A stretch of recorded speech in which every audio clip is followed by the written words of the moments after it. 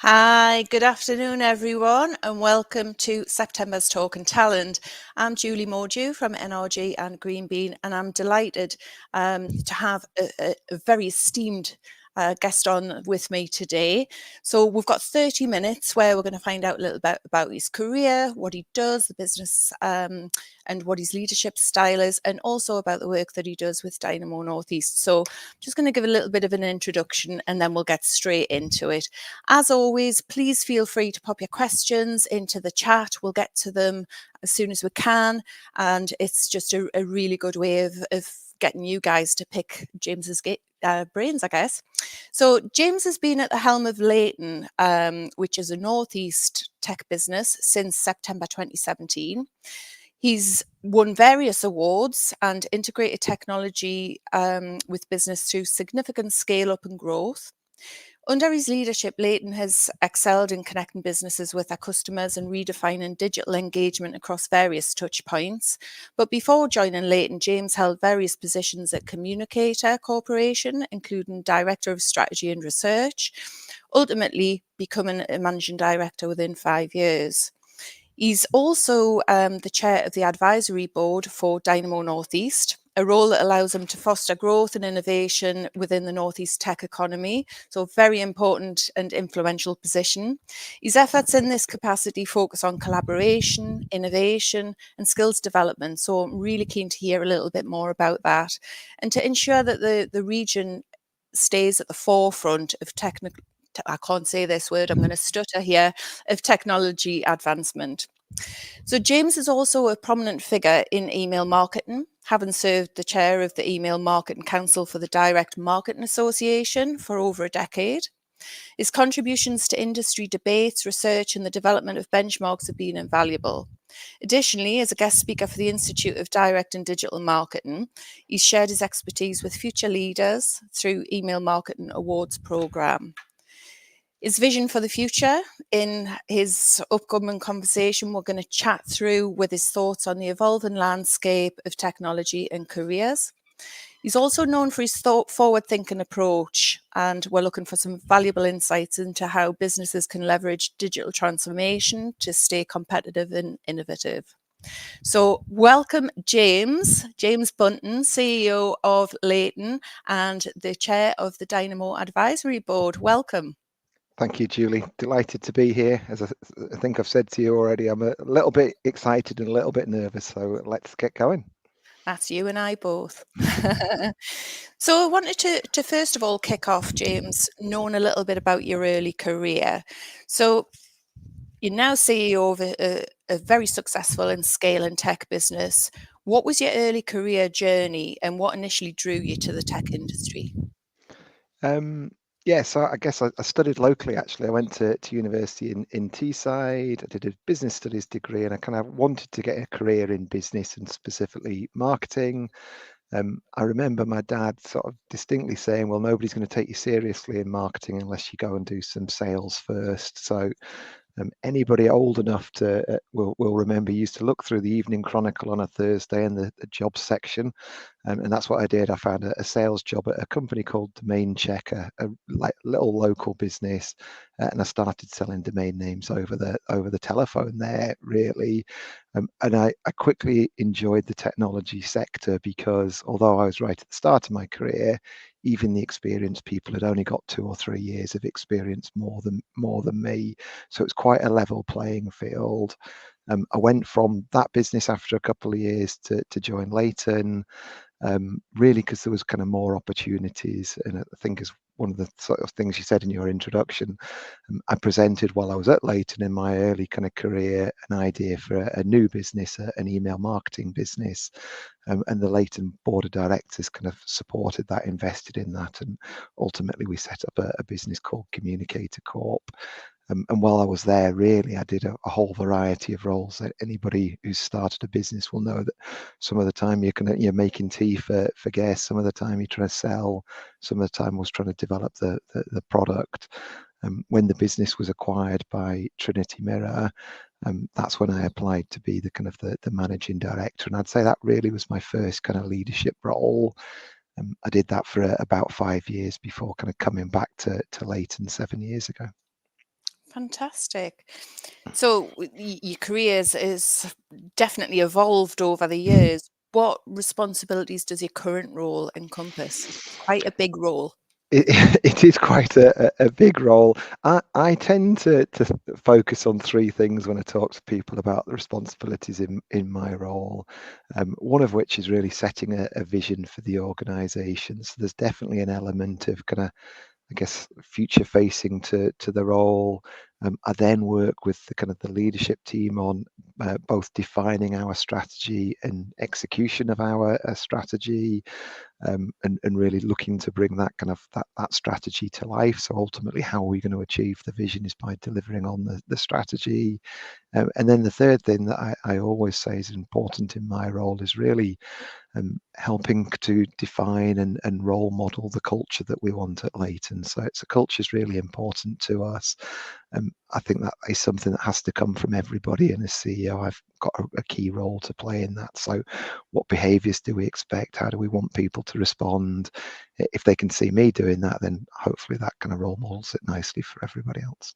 I am Absolutely. also responsible for the financial performance, as you would probably expect, but I tend to focus on those three things. Okay.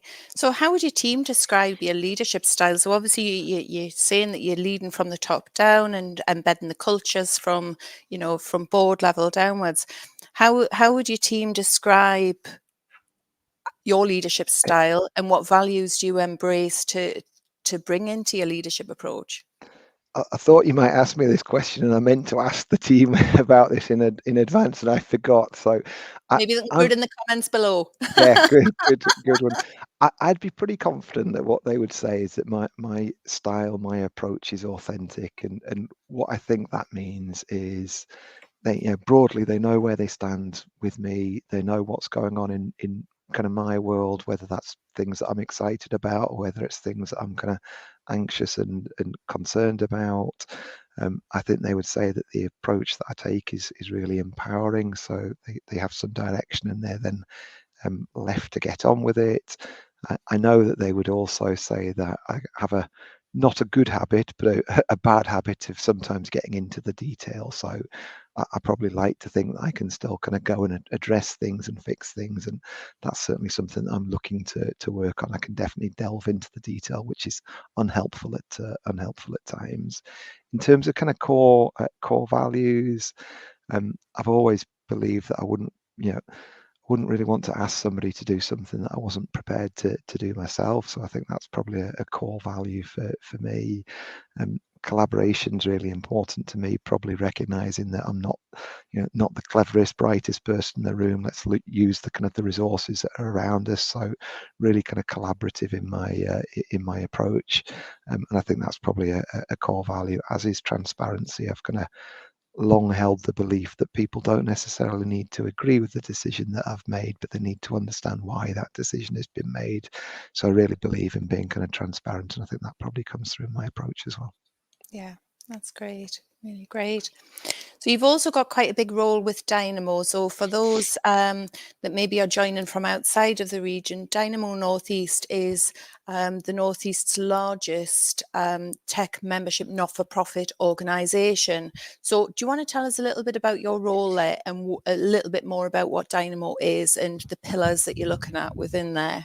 Yeah, absolutely. So Dynamo Northeast has been going, I think, 10, 11 years now. As you said, it's a not-for-profit membership organisation for the technology sector. So our members come from technology businesses across the whole of the Northeast. I think we're currently serving about 100 members and about 15,000 colleagues employed in the tech sector. And really what we are trying to do is to make the Northeast the best it can be for starting and scaling a technology business. So we tend to focus on kind of initiatives that are done better collaboratively than individually. And there's four things that are kind of really kind of important to us at this point in time.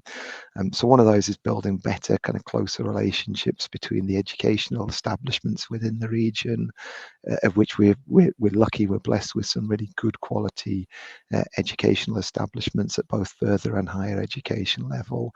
And how do we build better relationships, closer relationships between between them and business? How do we achieve more together in that space, whether that's skills development, whether that's making the most of the research facilities, or just the facilities that are available to us. And second kind of initiative is really looking at evolving the Dynamo membership proposition so that it really works for kind of startup organizations. When we look kind of today, Dynamo's got a great membership proposition for scale ups and larger organizations, but how do we make it attractive and valuable for startups? And I guess the belief there ultimately is the more startups we get in the region, ultimately in time, the more scale up and enterprise technology businesses we're going to have. The third initiative is really looking at the kind of the support sector that's available to technology businesses in the region, and making sure that's kind of signposted so that everybody knows what's available and how to go and get that support. And then the fourth one, although this needs some shape to it, is we're really interested in looking at how we could establish a regional angel investors kind of fund for technology business, so that there's more financial support available for tech businesses in the region to help them start up and ultimately grow. Does that answer the question, Julie? Yeah, fantastic. So not much to do there then. So how long's your tenure as chair? And how will you know you've achieved what you're setting out to do? So it's 2 years. So we've probably got another maybe 12 to 15 months left. We meet on a kind of a quarterly basis, so we're kind of reviewing progress on a quarterly basis. I think some of those, the results are going to be quite tangible. There will be a new proposition for startup members. We can see that. We'll be able to feel that. We will conduct a review. There'll be kind of clearer signposting. We can see that, and we can feel that. Other things might be a little bit less tangible. So how will we know that we've got better, closer relationships between the kind of the educational sector and business? I think that will be a little bit down to how we feel. I would like to think that we'll be able to demonstrate, maybe not within this tenure, but beyond, that the number of people that are getting education in the region, in the tech space, that are then staying in the sector is growing. But I'm not quite sure that we'll be able to achieve that in this initial kind of 12 to 24 month period. I know it's certainly a big gap from businesses that we talk to about the relationship with universities. I'm not just talking about tech, but across further education and the universities, it's a minefield trying to build those relationships and understand the proposition. So good luck on that one. If it's quite a big job, and if anyone can do it, I guess you guys can. I think the advantage that I'm hopeful that we have is that we're able to get all of the kind of the educational establishments around the same table, Yeah. and also hopefully able to get a kind of a consistent message going back to business. So if we can get all of the, as an example, all of the establishments trying to look at work placements at this, maybe the same time of year or in the same way, we can then go back to business and say, well, this is how you look after them and this is when they need the support. So better together than individual, I guess. Absolutely. Great. So who's been a significant influence in your career, and why would you say that? I think two people really for me, probably one of which was my father. I'm talking as if he's not here. He is still here. He'll probably never see this, but he really instilled kind of the importance of kind of work ethic into me. So I feel I've always worked hard, and that's enabled me to kind of compete with people and ultimately, hopefully deliver value. And I think the other thing I saw with my father is that he tended to work in kind of corporate businesses, and he'd often comment about being away from the kind of the decision making, and I think that probably has led me to focus more on working in kind of smaller organizations. And then the second person that I'd kind of talk about is Chris Wilds, who is the kind of the co-founder and the managing director at Communicator Corp. So I spent 10 years working directly for Chris, and I think instilled in me the importance of kind of vision and taking people on a journey, and I guess those early leadership kind of skills. And Chris was really focused on execution. It wasn't that we had to have the best idea, it was we just needed to execute that idea better than other people. And I think that's ultimately how Communicator was able to compete and ultimately become, I think we were the largest independent email service provider at one point. It wasn't because we were better at the idea, it was because we were better at the execution. Yeah, fantastic. So in terms of professional achievements, what do you, I mean, you've just mentioned that, with Communicator there, what would you consider that your biggest professional achievement is to date, and what made it particularly special? It's something completely different, actually. Right. I think that for me, certainly the thing that I'd look back and say I'm proudest of is how we were able to navigate the COVID pandemic at Leighton. Okay. So I guess the context to this is that one of the reasons that customers choose to work with Leighton is that we provide them with a great deal of flexibility. We make it really easy to work with us. And often that flexibility is used to increase resources on their projects. But during kind of the COVID pandemic, the flexibility was used to kind of turn off the work that we were doing. So I think we went from billing about 300k a month in the February of the kind of the COVID year to 8k the following month in the March. So literally the business kind of disappeared overnight. And I guess what I'm proud of is the fact that we were able to kind of bounce back from that. And I'm going to use the word survive because that's how I feel about it. And we didn't survive because we had the best strategy. We survived because we'd been able to build a culture in Leighton over the kind of the prior 2 years, which was all about kind of collaboration and teamwork. It was about kind of nurturing and learning new skills. It was about being kind of flexible. And all of those things then meant that as we kind of pivoted the business during that COVID pandemic, people worked together. They learned new skills to enable us to deliver different types of projects for our customers. They were flexible, so they went and worked on projects that perhaps they wouldn't have normally kind of worked on. And I think that kind of surviving, keeping kind of people in work and enabling the business to kind of bounce back, but really the fact that it was the culture, something that we'd worked on as a business for the kind of the prior 2 years, that made it a really kind of proud, significant achievement as far as I'm concerned. And does that kind of legacy live on, the what you built during the COVID times of diversifying and coming together? Yeah, I think so. Certainly, our kind of cultural values are still the same. I think that those people that were with us during that period, who are still with us, kind of maintain things like kind of flexibility as being important. Some of our ways of working have changed, so we're now much more a kind of I guess a remote or flexible Mhm. business with where people work, and we continue to recruit people to the same set of values. So although we've got lots more people now, I believe that by and large they've joined with that same value and that same belief in the culture that the longer kind of serving Yeah. colleagues have as well. Well, because I guess during that time you've lived and breathed the values yourself, and like we talked about at the beginning, it's that top-down A- approach to the values. I've seen you living and breathing it. Absolutely, I think it. Um, I don't think I've been told this, but I believe this. I think that how we reacted as a kind of a leadership team really brought a lot of kind of additional kind of trust with the kind of the team. I'm not saying we did everything perfectly, but they could see exactly where we were. We were really kind of clear about the situation that we were in, what we were doing to resolve it. And I think that's brought a lot of kind of trust and belief in the team. And I know you and I have talked before about inclusivity in tech and inclusivity in business and some of the things that you've done. And coming on from the COVID, do you want to share some of the things that you do to promote a more inclusive workforce and ways of working with the hybrid and remote world?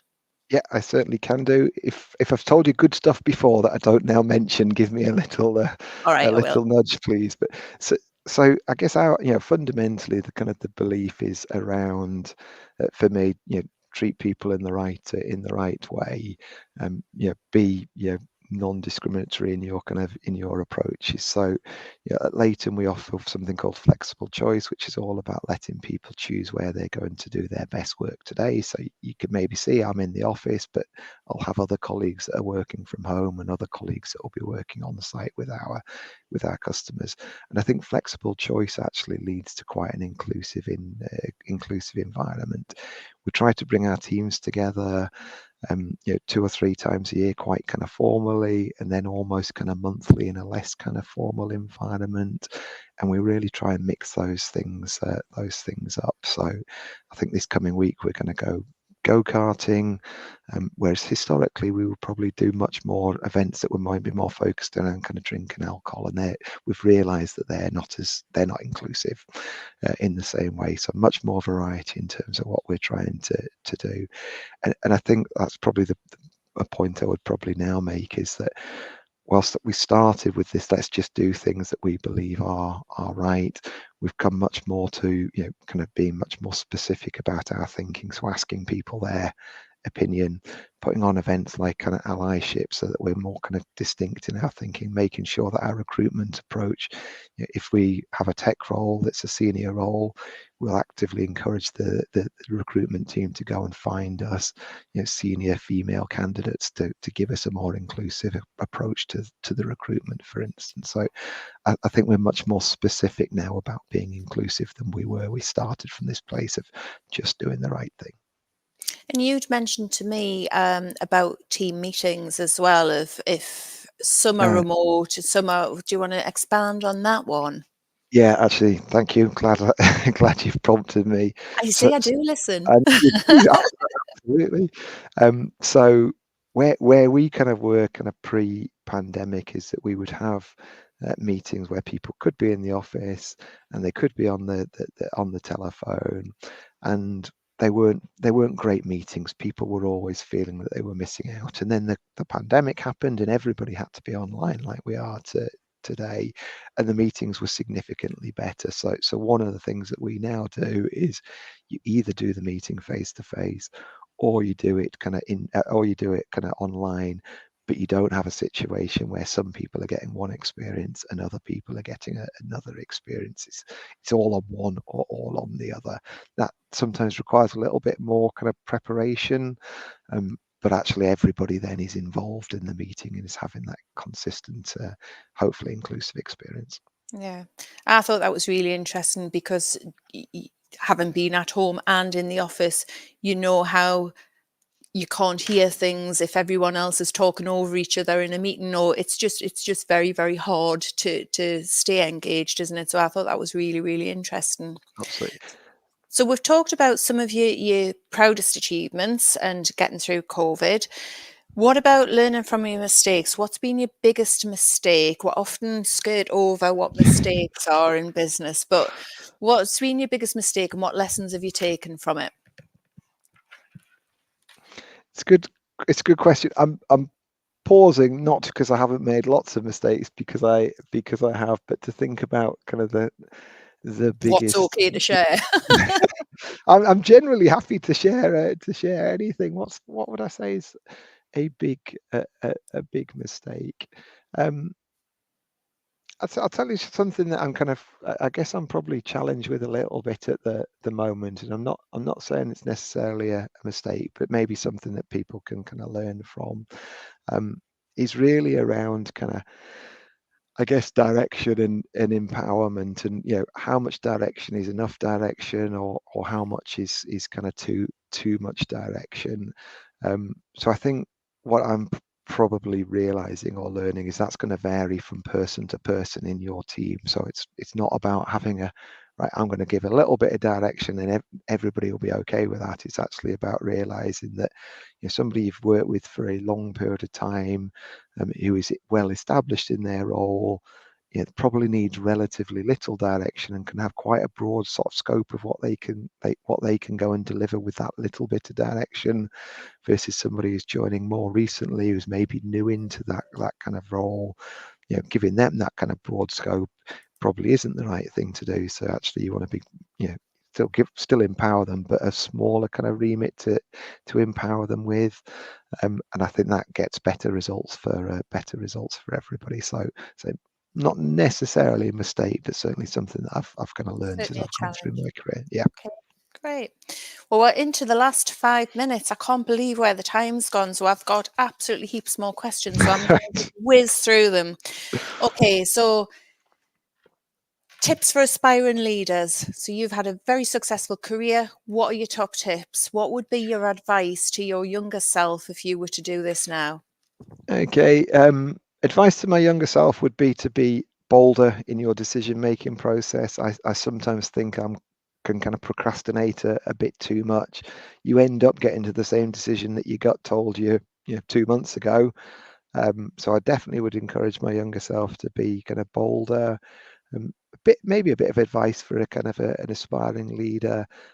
I feel I spent quite a lot of my early leadership career feeling that I needed to be something that I saw other leaders being. So maybe more outgoing or more enthusiastic, more energetic, all the things that I'm not necessarily. And I think rather than trying to be those things, what I've learned is actually it's better to be yourself. It's better to be authentic. And there's actually millions of ways that you can be a leader. It comes in all different shapes and sizes. So I think my advice to aspiring leaders would be to find their way, not the way that they think other leaders are or Yeah, need it's to great be. advice.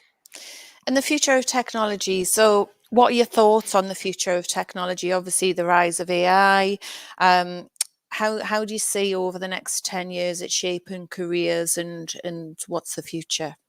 Um, So yeah, very broadly, I think a couple of things are going to happen. There's going to be more and more kind of tech coming to the marketplace that will impact how we all do our jobs. By and large, I think that tech will focus on doing two things. I think it will kind of focus on reducing human error, so mistakes happening in the kind of the work that we do. I also think it'll focus on making people kind of more efficient in their work. Um, Neither of those things are a bad thing. They're actually good things. If we can make people more efficient and we can reduce errors, they're both good. I think that will create some new jobs. We're already seeing it. Things now like prompt engineers that you'd never dream of kind of 12 months ago. So I'm sure new jobs will be created as a result. What I'd like to see happen, I'm not saying this will happen, but I would like to see happen is that with our new, more efficient kind of workforce, maybe some of that time that we are gaining as employees is turned to things of purpose rather than turned to things of profit. And actually, we can use that time to do more good, whatever that good it might be, whether that's helping society, whether it's addressing some of the other kind of challenges. If we are all more efficient, then we should have more time to tackle those things that are important to us. I love that, and that comes on to the whole work-life balance and just having more time to do things that are meaningful. So that's really good. So on work-life balance, I guess being a CEO, you're on call round the clock. How do you maintain a healthy balance with your family? Because you've got a small family, haven't you? Yeah. Well, I'd say I've got a large family, but a young family. So I've got three kids, and as I think Julie, I've got a dog as well. For me, fairly early on in my career, I remember reading something that was about kind of work-life balance, and it kind of implied that means you're on a scales and you're always trying to juggle one thing with the other thing. And actually, a better way of looking at it was kind of work-life fit. And that, I guess I've tried to focus on making work and life fit. And with that, it's a bit more of, sometimes it's going to be some kind of things where I need to give more time to work. I need to maybe reduce responsibilities at home, and other times home stuff will be more important.